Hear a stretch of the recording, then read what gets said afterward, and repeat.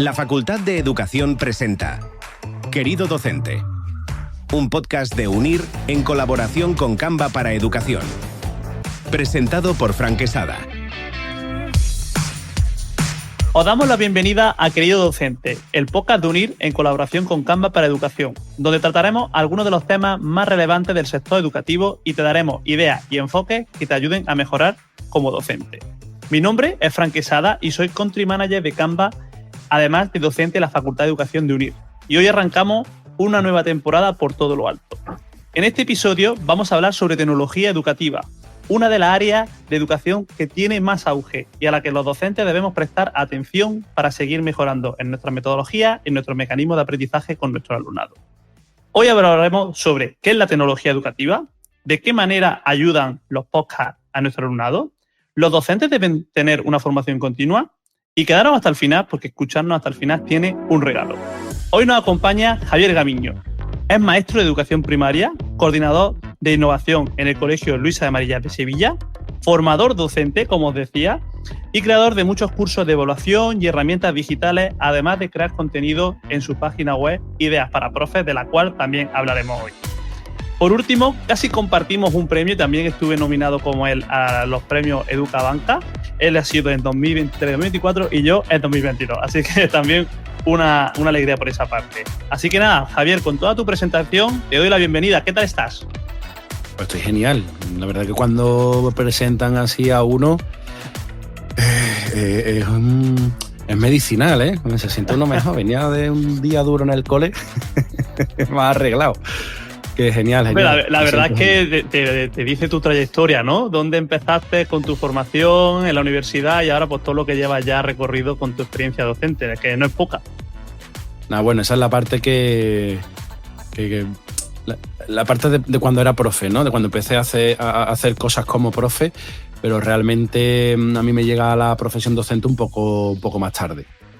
Pero nada, genial. Sí, la ha dicho todo genial, ha hecho una presentación fantástica. Pues, como sabes, el título de nuestro podcast es Querido Docente y a mí me gusta siempre empezar por esa pregunta. ¿Por qué Javier es docente? Yo a día de hoy todavía no lo sé. ¿Sabes? A día de hoy no sé qué hago de profe, ¿entiendes? De hecho, si hay alguien que me conoce desde que soy pequeño, te podría decir abiertamente que si le digo que ahora soy profe no se lo creería, porque en el colegio era un tarasto, pasé siendo un tarasto la adolescencia, era de malas notas. Te digo más, soy profe de inglés y es precisamente inglés lo que siempre suspendía. Estuve suspendiendo inglés. Así de caso, ¿eh? Que llegué a bachillerato. O sea, yo hablé inglés cuando me hizo falta aprender inglés porque un trabajo en concreto, bueno, pues perdía ventas si no hablaba inglés. Y aprendí en tiempo récord. Cosa que dices tú, bueno, entonces, ¿qué estaba haciendo antes en el cole, en el instituto, no? ¿Por qué no aprendí entonces? Pero bueno, sea como sea, el por qué soy docente a día de hoy, creo que es el fruto de un impulso o de unas ganas de cambiar algo, ¿vale? Porque realmente mi experiencia, mi paso por el cole, pues no fue del todo estimulante, no guardo buen recuerdo así a grandes rasgos de mi paso por el colegio. Era un patrón, lo que entendemos hoy como un patrón pedagógico absolutamente tradicional y unidireccional. Y nada, hice bachillerato de rebote, hice un ciclo formativo de rebote, entré en la facultad de rebote. Todo ha sido un poco así, pero yo realmente mi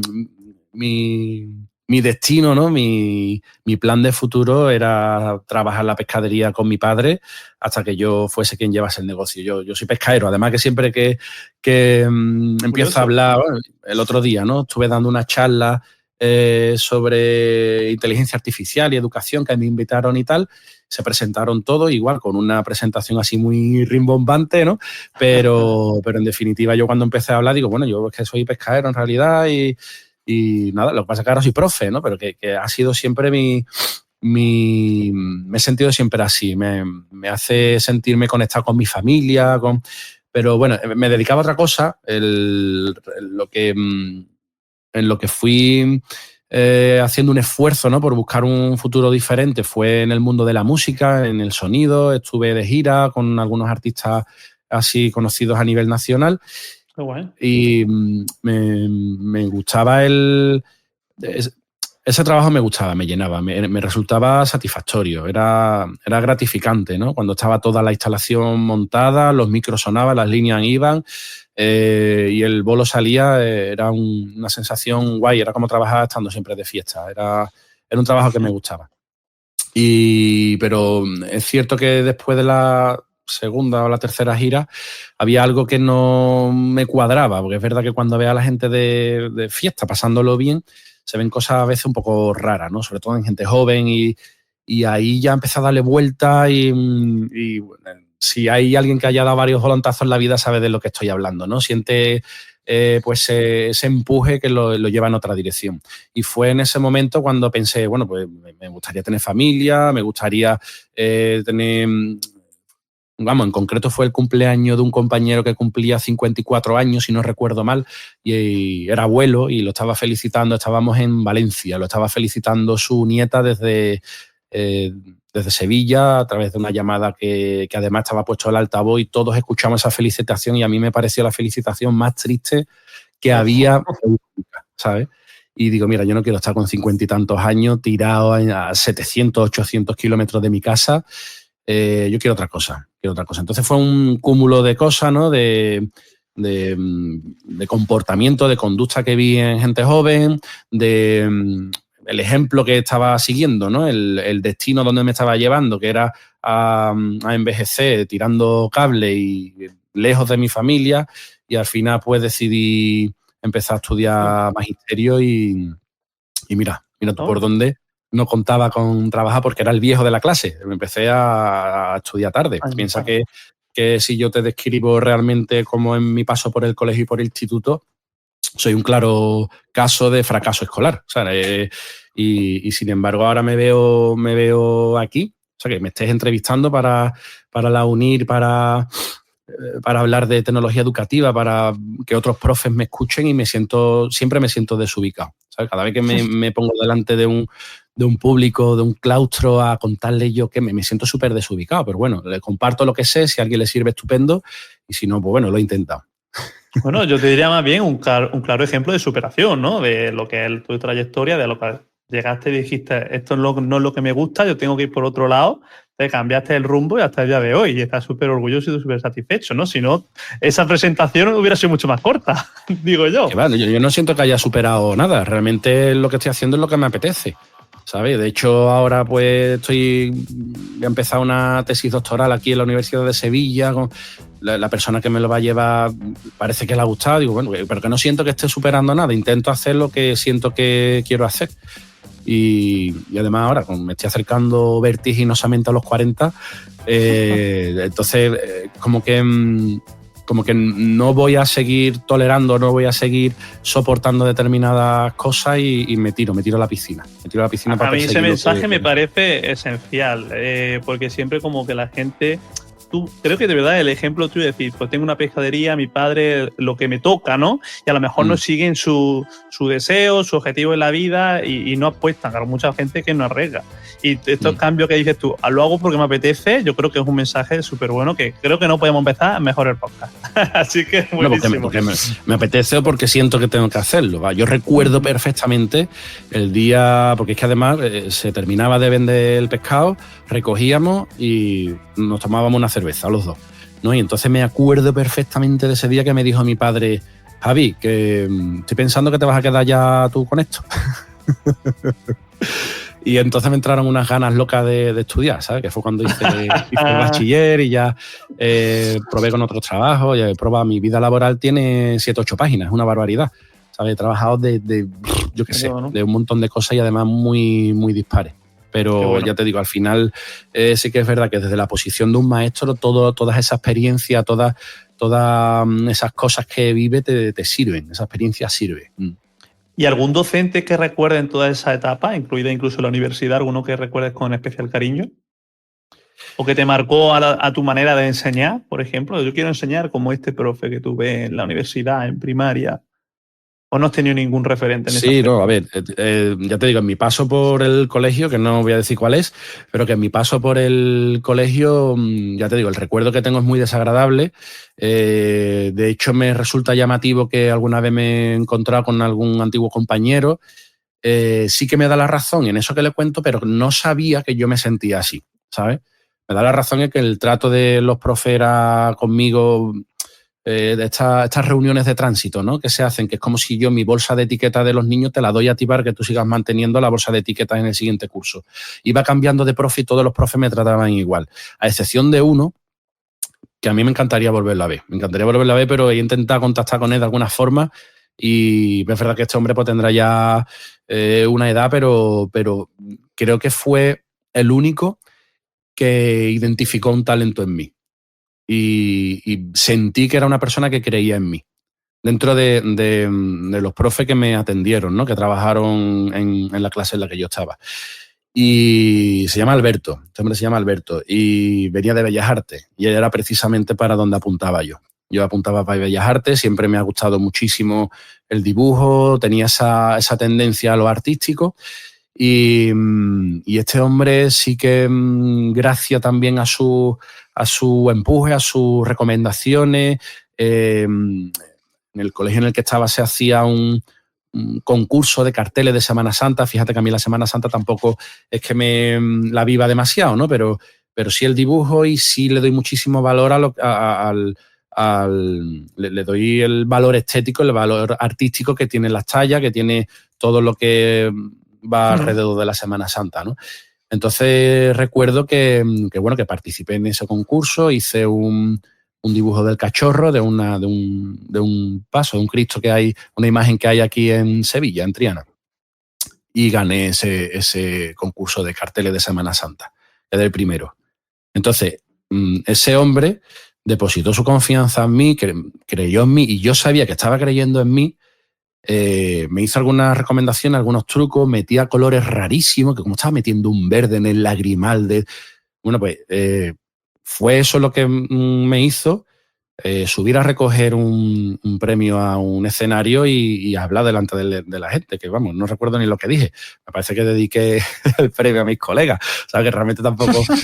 Pero ya eso sí que me hizo sentir distinto cuando venía de sentirme de una forma muy desagradable años anteriores. Entonces, bueno, ese hombre, Alberto, don Alberto, guardo un recuerdo fantástico de él. Guardo un recuerdo fantástico. Y luego bueno, en la facultad, en la universidad, sí que he conocido algunos profes que a día de hoy mantengo esa relación, ¿no? De hecho, ahora estoy dando unas clases aquí en el CEU, un centro adscrito de la Universidad de Sevilla.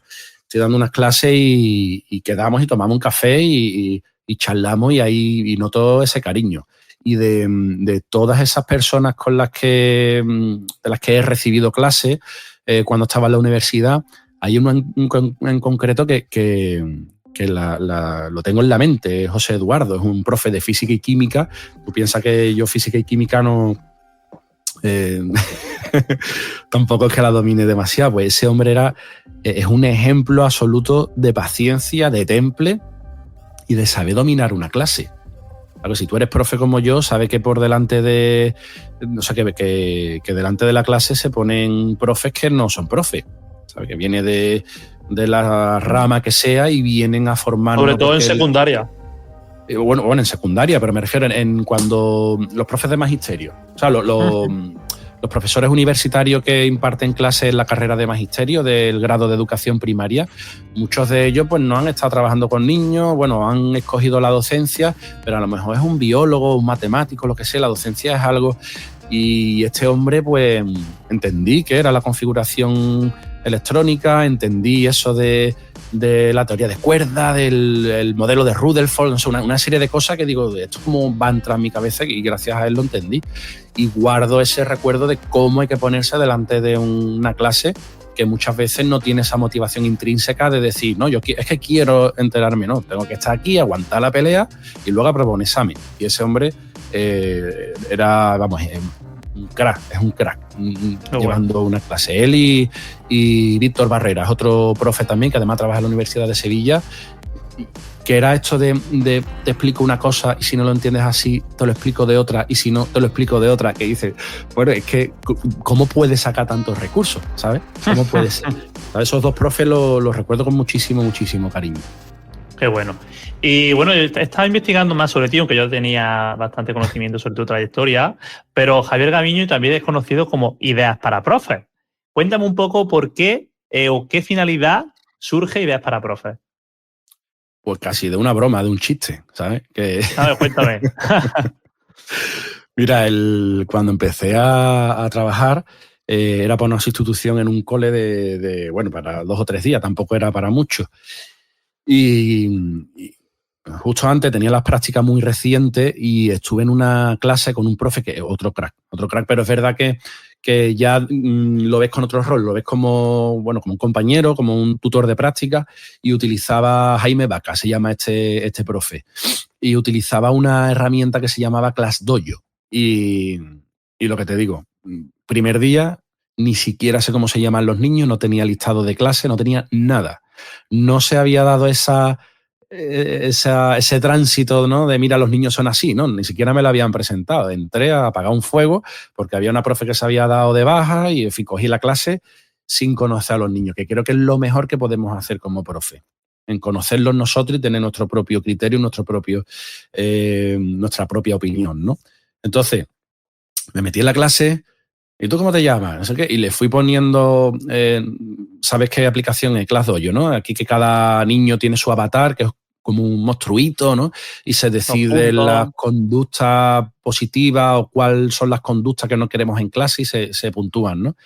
Bueno, pues fue muy curioso porque entró una compañera de la de educación física, entró a la clase para presentarse y tal, y se quedó mirando la clase así, con cara extrañada, ¿no? ¿Qué está pasando aquí? Porque los niños se portan así, ¿no? Y digo, ¿que se portan cómo? Es que están tranquilos, están trabajando y están... Digo, bueno, es que antes hemos tenido una dinámica, no sé qué. Sí, pero... O sea, esa clase iba arrastrando la fama de problemática. Me enteré a posteriori, me enteré más tarde. Y en concreto un niño, que es que lo recuerdo, ya me parece que sí, porque vi a una antigua alumna de esa clase y me parece que está haciendo bachiller o está en primero de carrera, yo qué sé, hace ya algún tiempo. Y habían algunos que tenían esa etiqueta de problemático, ¿no? De niño inquieto, de liante, y luego pues se ve que no, que muchas veces dejando la etiqueta fuera y tratando al niño como lo que es, esa etiqueta pues no, está absolutamente desconectada de la persona. Entonces, bueno, salió esto del ClassDojo, le expliqué a esta mujer cómo iba, esto está genial, no sé qué, se lo instaló en el teléfono, al rato entró otro profe. Mira, que me ha contado Eva que tiene una aplicación, no sé qué. Digo, sí, está, y se lo volví a explicar. El mismo tutorial que le había hecho a la de educación física se lo expliqué al siguiente profe.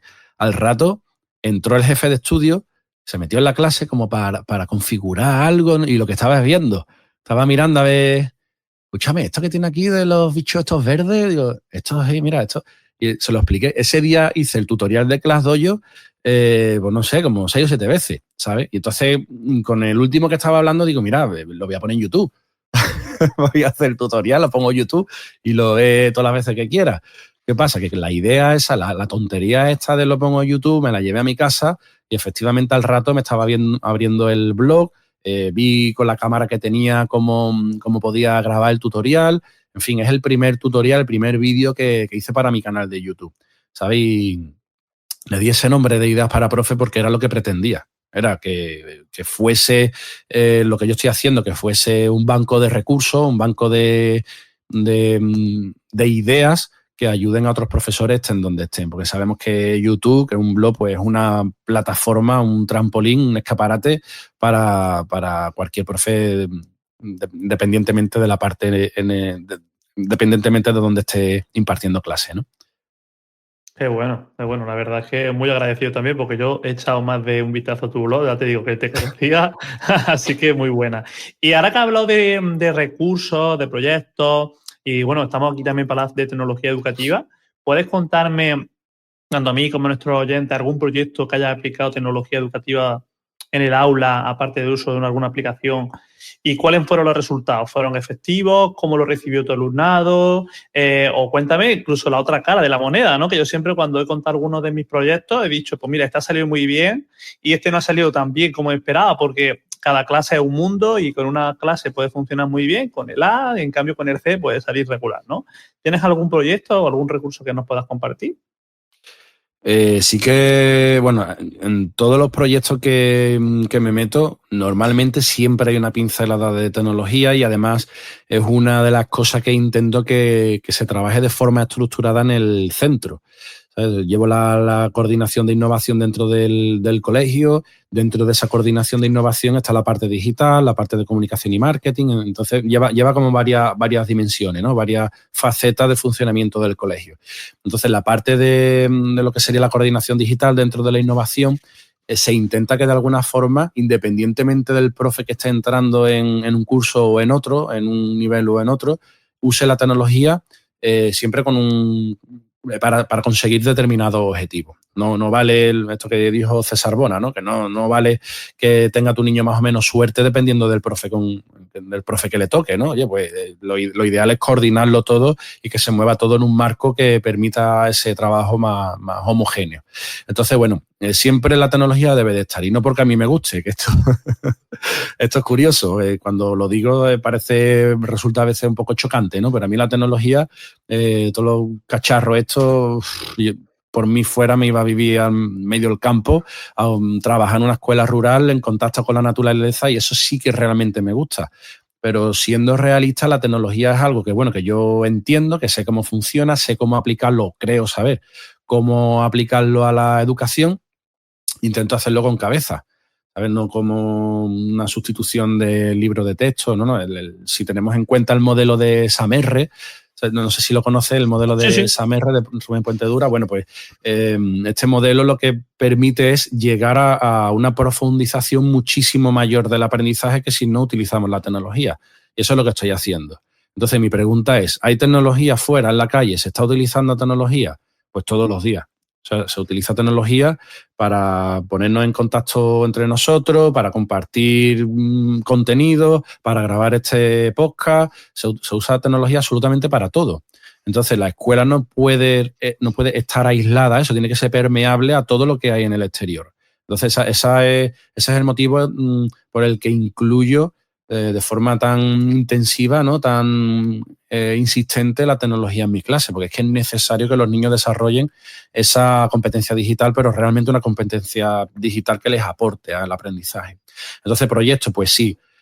Siempre que propongo un proyecto en clase, procuro que vaya respondiendo, por un lado, al método científico, es decir, que se hagan una pregunta, que en base a esa pregunta y a la observación que hacen, generen una hipótesis, que luego busquen esa información, que hagan la experimentación, que lleguen que sigan los pasos que se hacen realmente en la universidad. Bueno, a ti que te voy a contar, ¿no? El seguir los pasos que hay que seguir en una investigación real, ¿no? De formular una hipótesis y luego ver si he dado en el clavo o no con esa hipótesis, ¿no? Y cuando saca las conclusiones, muy importante la parte de comunicar, de divulgar los resultados y la conclusión. Y eso es lo que hago en clase. Entonces, ¿qué hago con la tecnología? Bueno, pues esa parte de búsqueda de información, darle forma a esa información que he encontrado para adaptarla a un discurso que yo vaya a dar, ¿no?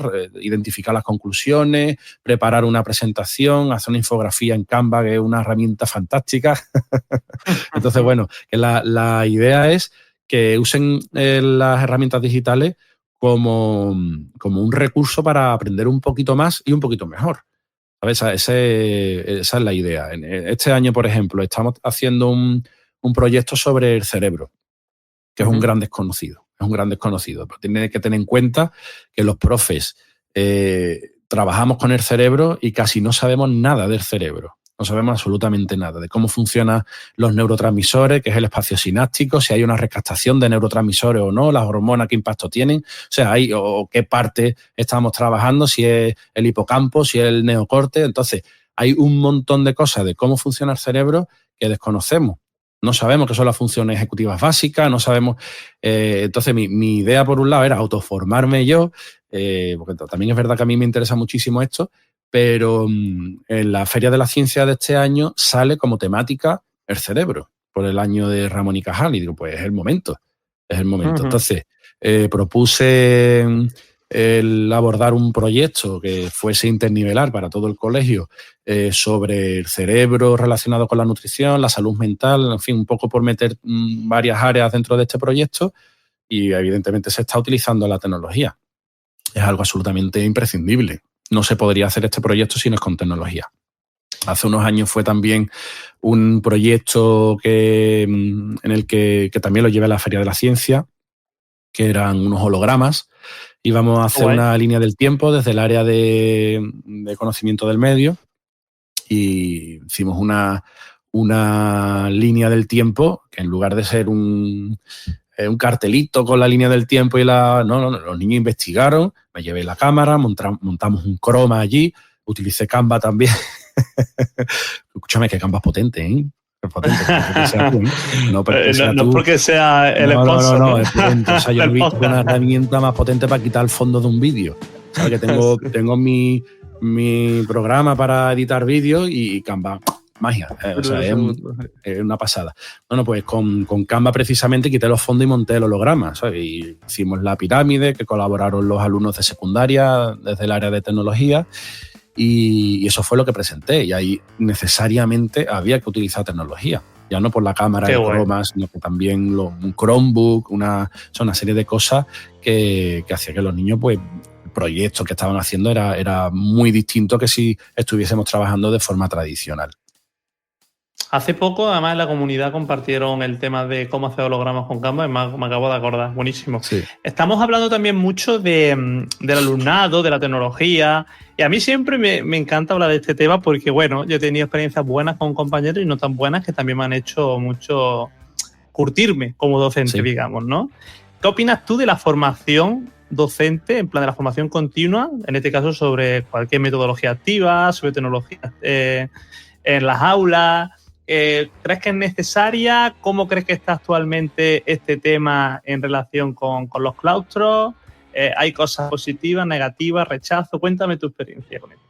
Yo me puedo posicionar por un lado y por otro, ¿no? Porque además también soy formador. Entonces, imparto esas formaciones para otros profes y, bueno, creo que la formación del profesorado, la formación continua, es absolutamente imprescindible. O sea, es imprescindible. No podemos recibir una formación, pensar que ya sabemos manejar esto y ya está. Y empezar a trabajar como si estuviéramos en una fábrica o en una cadena de montaje o algo así. Entonces, realmente lo que te decía, sabemos muy poco sobre el cerebro, sobre cómo aprendemos realmente, qué es lo que nos motiva. Por lo tanto, creo que conforme vayamos avanzando en ese campo, cosas que se vayan descubriendo del campo de la neuro y de todo lo que impacta sobre nuestro trabajo, deberíamos de actualizarnos constantemente. Piensa en un médico que hiciese la carrera, no sé, en los años 50 o los 60 y que siga aplicando los mismos métodos. Los médicos no paran de formarse constantemente, igual que en otras carreras, ¿no? He dicho lo de medicina, pero es verdad que vas y siempre tienen allí los diplomas de todas las formaciones, todos los cursos, los congresos que han estado haciendo, ¿no? Lo cuelgan en la pared. Eso, lo mismo deberíamos de hacer nosotros eso, porque es verdad que arrastramos una reputación los profes que dicen, qué bien viven los profes. No sé si tú has escuchado esa expresión. Maduro, a ver. Bien viven los profes, ¿qué me estás contando? Si estoy trabajando todavía, estoy ahí haciendo papeles y preparando clases para la semana que viene. Entonces, bueno, creo que nos vendría bien el coger, ¿no? la bio esta que nos ponemos, esa presentación y ponerla en las paredes y que las familias y los niños que entren vean que hay un trabajo detrás. Entonces, la formación creo que es absolutamente imprescindible para estar actualizado y conectado con el contexto, con el mundo real. Eso es innegable. Creo que es muy necesario, y tener en cuenta también que tenemos que tener esa capacidad de adaptación oye, viene algo nuevo, ahora que está sonando muchísimo la inteligencia artificial, ¿no?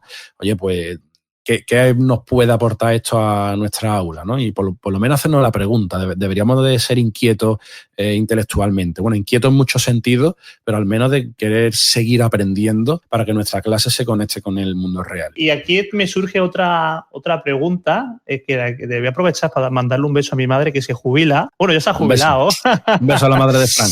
Ahí está, porque estoy pensando en ese tipo de profesores, porque muchas veces en la conversación con mi madre de que ya estaban a 2 años, a 3 años de la jubilación y decía, ¿yo esto para qué? ¿No? Que me ha pasado por la formación de la competencia digital docente. Decía, hijo, ¿yo para qué voy a sacarme el C1 de competencia digital si me voy a jubilar en 2 años? ¿No? Entonces, ¿qué argumento le damos a esos docentes que tienen rechazo hacia la formación, que ya están pensando más en la jubilación?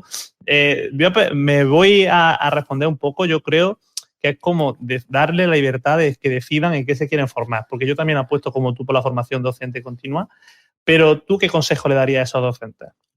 Yo no le daría consejo ninguno. Yo lo que haría era escucharlo, escuchar a esos profes. O sea, tenemos mucho que aprender de esos profes que llevan tanto... Es que ¿sabe qué pasa? Que también tenemos al menos tengo yo esa impresión, ¿no? Adoptamos una postura de una prepotencia absoluta y de una por ser jóvenes y por dominar la tecnología, como si todo lo que hubiese antes no vale, y lo que hay de antes sí que vale. Eso sí que vale. Eso es lo que nos ha formado a nosotros, a nuestros padres y a nuestros abuelos. Y te paras a pensar y dices tú, la formación en valores tremenda que tienen esta gente, la capacidad de lectura comprensiva, la disciplina... ¿Eso lo vas a comparar tú con lo que tenemos ahora? Eso hace falta. Lo que pasa es que lo estamos obviando porque estamos tachando como de negativa toda esa pedagogía tradicional. Lo que pasa es que hay que hacer ese ejercicio crítico de decir que vale y que no. ¿Entiendes? O que vale, pero no solo esto vale, sino que hay que meter alguna cosilla más o quitar alguna cosa, ¿no? Entonces, bueno, yo lo que haría sería escuchar, de verdad. Tenemos que entrar en un colegio, cuando entremos nuevos en un cole, con una actitud humilde y sabiendo escuchar lo que están ya ahí metidos. No podemos entrar pensando que lo sabemos todo. Eso es un error porque no nos permite crecer ni aprender. Por un lado eso. Por otro lado también estoy convencido de que alguien que lleva un tiempo considerable dedicándose a la enseñanza, son ellos los que tienen que dar su punto de vista en la Facultad de Educación. ¿Entiendes? Entonces, probablemente una persona que cumple 50 y tantos, 60, pues lo mismo... el que es de vocación y el que lo siente, ese no se va. Ese no se va antes, pero sí se le podría dar la oportunidad de que comparta esa vivencia, ¿no? Y ese conocimiento con los futuros profes. Y luego, por contestarte con respecto a la tecnología, enséñale para qué sirve. ¿Sabes? Porque muchas veces nosotros, si nuestra generación es más de... Oye, mírate esta aplicación y tú te la miras y decides si te vale o no y rápidamente de forma intuitiva la controlas, ¿vale? Pero estamos hablando de que es un cerebro que sabemos a día de hoy que fisiológicamente hay un conexionado distinto al nuestro porque ahí es distinto. Entonces, enseñarle cómo va. O sea, yo tengo en mente 2 o 3 profes así de esa edad y hay que enseñarle cómo va. Hay que decirle, mira, esta herramienta va así. Yo te la pongo. Y te pones, le dedicas nada y darle aquí y aquí y aquí y cuando vea el tiempo que le va a ahorrar y vea cómo se usa, entonces sí puede que incluya la tecnología en su día a día, pero no se va a ver por su cuenta. ¿Por qué? Porque lleva muchísimos años haciendo las cosas de determinada forma y no ve el beneficio en hacerla de una forma distinta. Entonces, bueno, sobre todo eso, que vea los resultados diferentes. Que vea cómo funciona, y que vea lo que tardas y que vea lo fácil que usarlo, ¿no? Y que ya valore si le sirve esta forma o si prefiere hacerlo como lo estaba haciendo antes, ¿no? Es mi punto de vista. Sí, estoy de acuerdo con ello. Y bueno, ya estamos en un podcast, pero también tengo que confesarte otra cosa, que soy oyente del tuyo, que yo sé que tú has hecho muchas entrevistas como esta, estás en el otro lado. Sí. Te lo quiero trasladar a las aulas. ¿Crees que el uso del podcast en las aulas tiene sentido? ¿Qué crees que potencia a nuestro alumnado? A ver, claro que tiene sentido. Lo que pasa es que podemos utilizar el podcast de 2 formas. Bueno, como la tecnología en general, ¿no? Se puede utilizar de 2 formas. Voy a grabar un podcast para compartir el contenido que tengo que trabajar con los alumnos, tenerlo ahí, darle un enfoque como de aula invertida o algo así, ¿no? Lo tienes ahí, lo escuchas las veces que necesites, puedo hacer eso, ¿vale? Ujú. Pero yo veo muchísimo más potente esto que estamos haciendo. Vamos, sabes que yo también grabo entrevistas, que grabo mi podcast, y lo que voy buscando es compartir una idea, ¿entiendes? ¿Qué es lo que pasa? Que realmente quien escucha podcast por iniciativa propia, porque es seguidor de algún... van a una temática muy concreta y además fue el objeto de investigación que hice para mi trabajo de final de máster. Un profe que está compartiendo en redes sociales una idea, un recurso, un proyecto, una experiencia que le ha funcionado, cuando lo escucha otro profe, es muy probable que lo replique en su clase. ¿Qué pasa? Que si no lo está escuchando un profe, lo mismo lo está escuchando 100, 200, 500, 1000 profesores. Y no solo de España, sino de España, de Guatemala, de México, de Puerto Rico, de donde sea. Entonces, fíjate que una práctica que tú estás haciendo en tu clase, que te ha funcionado y que estás comunicando los beneficios pedagógicos que tiene, está transformando la práctica docente de otra parte del mundo. Eso es lo que yo veo potente. Porque es que nos saltamos absolutamente todas las reformas educativas que pretende hacer el ministerio, que sabe, bueno, ya no vamos a meternos en ese... no vamos a arreglar el mundo, ¿no? Porque realmente creo que, estoy convencido de ello, que la responsabilidad y el volante del cambio en la educación es cosa nuestra, de los profes. Entonces, si queremos cambiar algo, tenemos que compartir y saber vender lo que estamos haciendo, incluso de una forma, pues atractiva para otros profes, allanar el camino para que otros profes puedan transformar esa educación en su entorno directo. Y eso, ya te digo, yo lo pienso y creo que es lo más potente, lo más importante que podemos hacer. Que es un podcast que tú vas escuchando en el coche de camino al cole o en los auriculares mientras das un paseo y dices, pues esta idea está guay, o este libro está guay, o lo que comenta este profe me gusta, ¿no? Yo entrevisto a otros profes. Cuando hablo, comparto un tutorial o lo que sea, es algo que he utilizado yo, o un post en el blog, es algo mío, pero el podcast para los demás. Es para que tú vayas, cuentes lo que tú quieras y lo compartas. O sea, es como un altavoz para otras personas. Y ese poder de transformación que tenemos, creo que un podcast precisamente es el canal adecuado para conseguirlo. Qué bueno.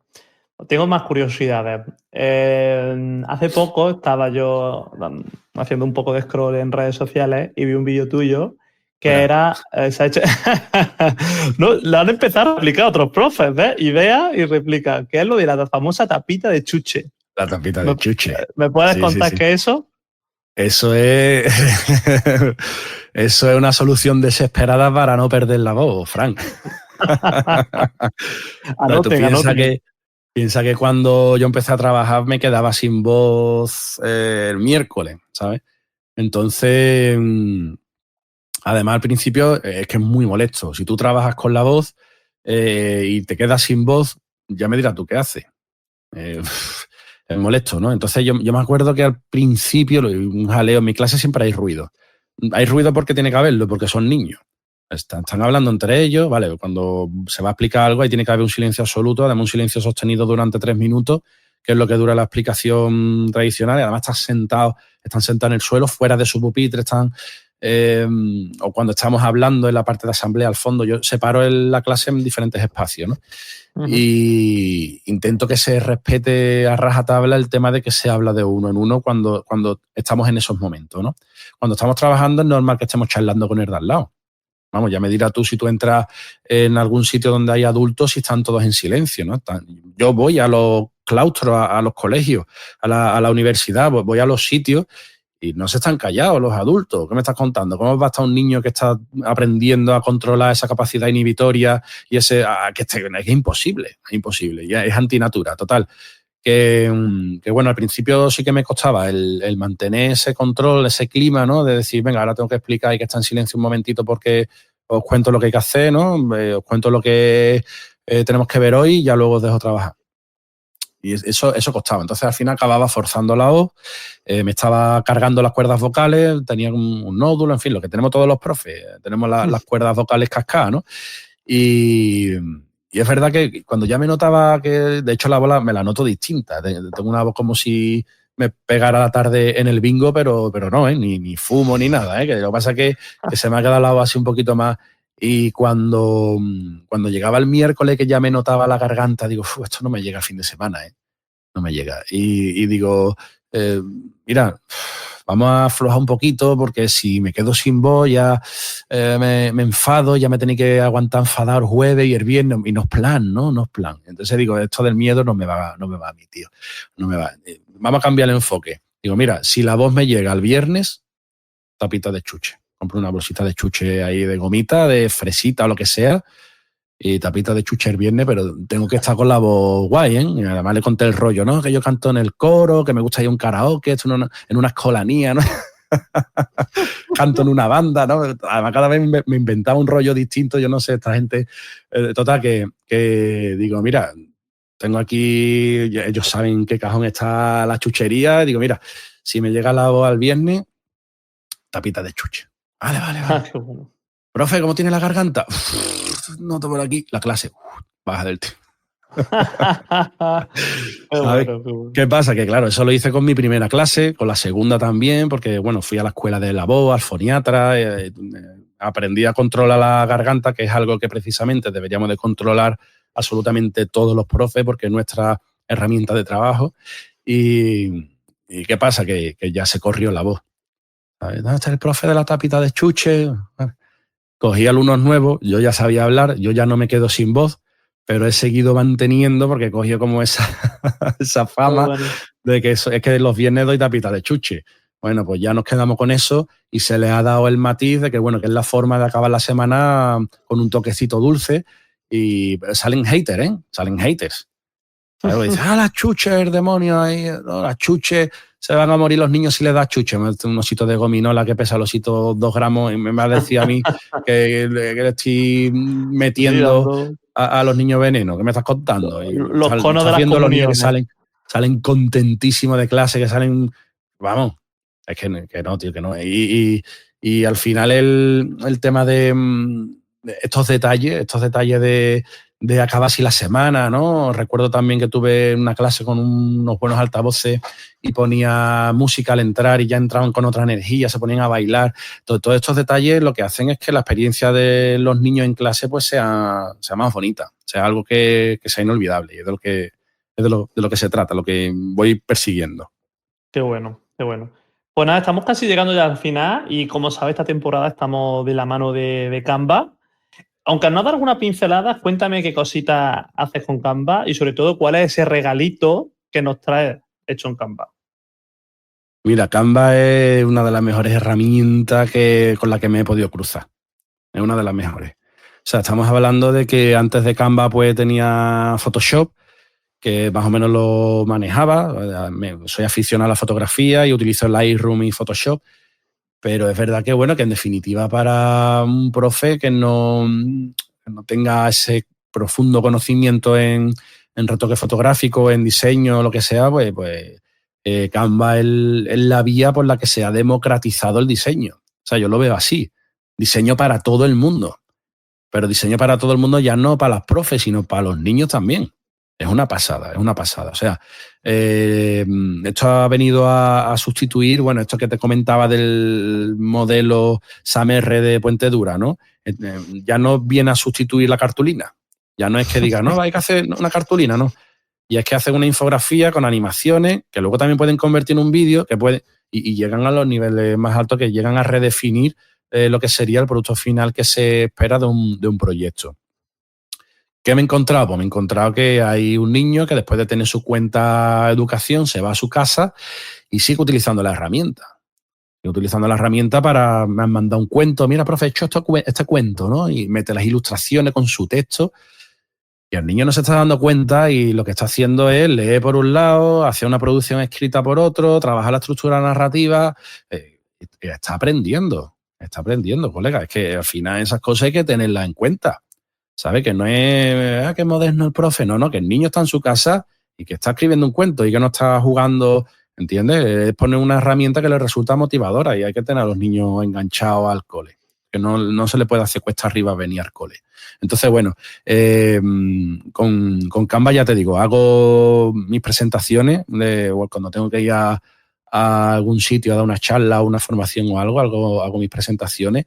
Las he utilizado también para el seminario DUA que estoy dando en la universidad, que la presenté a mis alumnos de allí, que hay estudiantes de grado de infantil y de primaria, y les encanta, o sea, les encanta. Es algo con lo que es que te puedes montar absolutamente todos los recursos que necesites para tu clase en esa herramienta.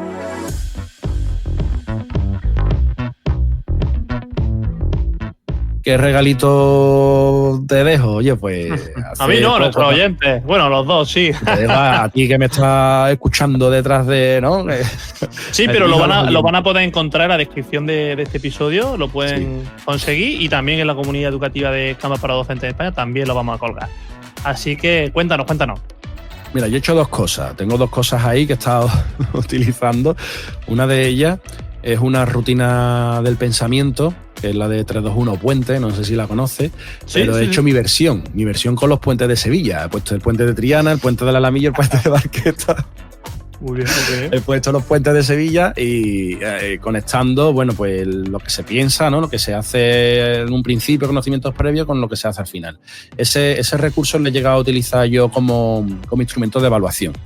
Lo he llegado a utilizar como instrumento de evaluación porque es evaluación inicial, evaluación final. Y en medio el puente que conecta a los dos. Ese recurso lo hice hace algún tiempo y lo he utilizado recientemente, pero también de los últimos que he hecho es una diana de autoevaluación y coevaluación. ¿Qué quiero decir?